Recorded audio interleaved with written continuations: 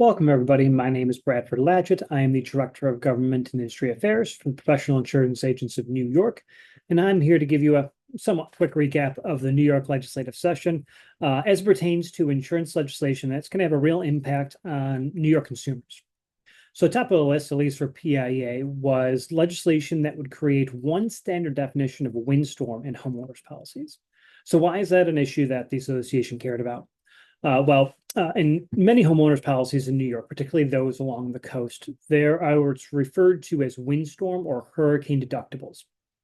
So those deductibles, for those hurricane windstorm deductibles, are a little bit different than your standard deductible. Standard deductibles are usually fixed amounts, like $500, $1,000, something like that. A hurricane or a windstorm deductible is a percentage of the insured value of the home. That can vary between 1% and 5%.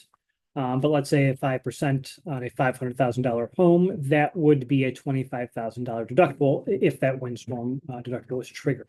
Now, how is that windstorm deductible triggered? That's the issue. There's no standard definition of what a windstorm or what a hurricane is in New York homeowners policies. There's actually over 100 different definitions.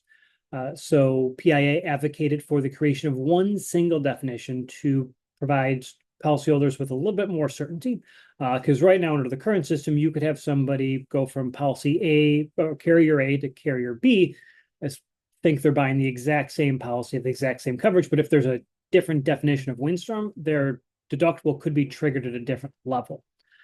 So legislation we advocated for and did pass the legislature would create that standard definition. That legislation, as I mentioned, did pass the legislature and is now waiting for the governor's consideration.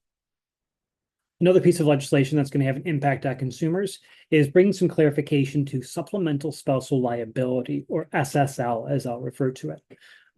For a number of years, SSL coverage, which is a coverage that a policyholder could buy that allows them to recover under their insurance policy from their spouse if that spouse was at fault in a car accident in which the individual was injured. Kind of convoluted, but that's what it is.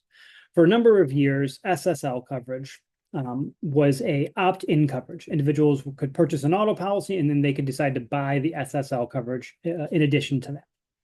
Last year, a law was passed that switched SSL to an automatic coverage. In other words, policyholders had it automatically on their policy and they had to opt out of, and they had to take it off their policy proactively instead of adding it on as it was before.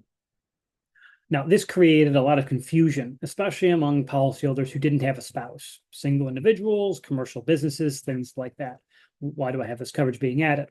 So the legislature considered legislation this session, and it did pass, that would kind of turn back the clock. SSL coverage would go back to being opt-in, with the exception that if an individual indicates on the insurance application, their auto insurance application, that they have a spouse, SSL coverage will be automatically in the policy, and that individual would have to opt out of the coverage. So hopefully that'll bring a little bit more, eliminate some of the confusion from SSL coverage going forward. Another new wrinkle for homeowners is legislation that would prohibit the use of anti-concurrent causation clauses in homeowners policies specific to water damage. So an anti-concurrent causation clause states that if a policyholder has a loss, and that loss is caused by both a covered peril and an uncovered peril, the loss is an uninsured loss. So what does that look like practically? Let's say there is a flood. Flooding is typically not covered by a homeowner's policy. Let's say that flooding, though, it causes a sewer backup or a sub pump backup, and that water then backs up into a home and causes damage. Now, normally sewer backup or sub pump backup, that sort of water damage is covered by a homeowner's policy. But since it was covered by flood water, which is not covered, that ultimate loss would not be covered. I know, a little bit complicated, but this legislation creates some clarity there. It says that if a policy provides coverage for sump pump backup, water damage like that, it cannot have an anti-concurrent causation clause that says if flooding causes that there's no coverage. In other words, if your policy provides sump pump backup and there's a sump pump backup, regardless of why it happened, there will be coverage, simply. So that new bill, that legislation did pass through the legislature, again, is being considered by the governor. If it is signed, I would expect that that does expand coverage, but you'll probably see some impact on premium as well, as carriers will have to then now reflect that because there's going to be an additional, I guess, loss there. And the last bill I'll mention brings a brand new insurance product to New York State called parametric insurance. So parametric insurance differs from your typical insurance product in two key ways. Probably the first and foremost, the most important one is how it pays out. So a traditional insurance policy will pay out if there is a covered loss. So let's say we have a hurricane come through, hurricane blows off the roof of a house. The insurance company for your standard insurance policy would come out, do an assessment of the value, say, okay, yep, your roof is off. Here's how much damage or how much it's going to cost to repair it. Here's how much it is up to the policy limit, and here's what you go. Parametric insurance operates differently. Instead of it paying out if there's damage, it pays out if there's an occurrence. So let's use that same hurricane example. A policyholder has a parametric insurance policy that says that if a hurricane makes landfall in the state of New York, the policyholder will get $10,000. Hurricane makes landfall, the policyholder, his home was not damaged. They put in a claim under the parametric policy for $10,000 and they get paid. Doesn't matter that they didn't suffer any loss. The parametric policy pays because there was an occurrence. That hurricane hit New York State. Now, if that homeowner had damage to their home, let's say that roof got blown off, they still would only get $10,000.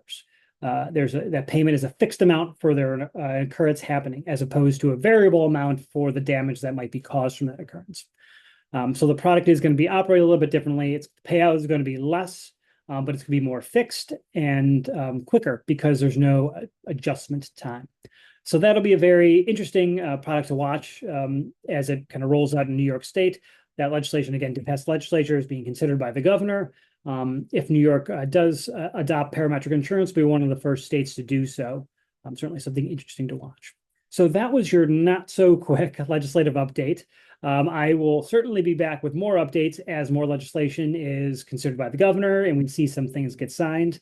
If you do have any questions, please feel free to reach out to PIA. If you have any interest in any of the bills I just talked about, there's a link below where you can read more about that. And please do get involved in PIA's Windstorm campaign. Thank you very much for your time, and hopefully you enjoyed this little recap.